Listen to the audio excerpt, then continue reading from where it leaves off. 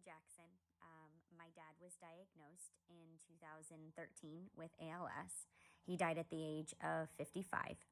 It all started in 2011. I was getting married to my husband, and my dad was excited to walk me down the aisle.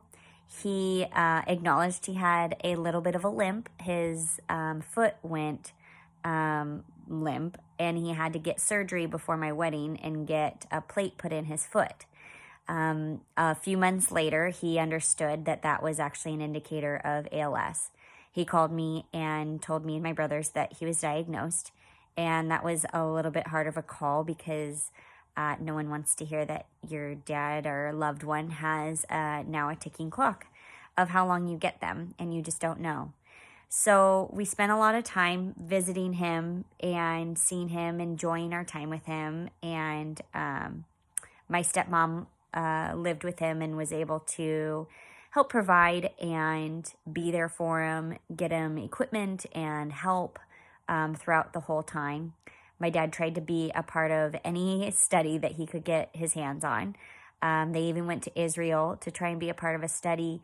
His ALS was actually genetic, so it was a little bit more unique of a form of ALS. So throughout the 2012 and into 2013, it started in his legs. He would have twitching in his legs and soon lose functionality of that limb. And his legs he went into a wheelchair, and then he started feeling it in his arms. And by the last few months, he was having trouble eating.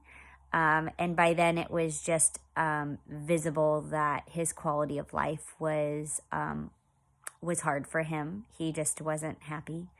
And in 2013, August of 2013, my brothers and I got the call, and basically to say, hey, your dad's just not doing so well. I think he's done. He just doesn't have the happiness and the spark that he should. So we were able to go up and visit him for a few days and spend the time with him, and that was just the best thing ever. Best and worst. And I think part of what was so helpful is seeing my dad in the state that he was. Even though we could make him laugh, it just wasn't for a longer period of time. And he was just done. So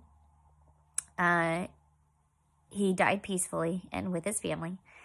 And since then, anything and all related to ALS, I have just such an understanding and such an appreciation for the people going through it. It's very difficult to help support people. It's very expensive, and it takes a lot of time and effort.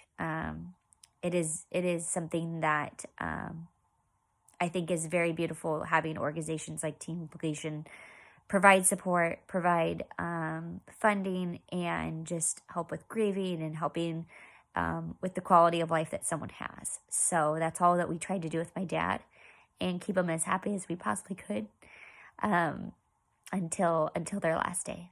So thank you to all the organizations out there. Thank you to Team Gleason. And we appreciate everybody's support and understanding in going through the process.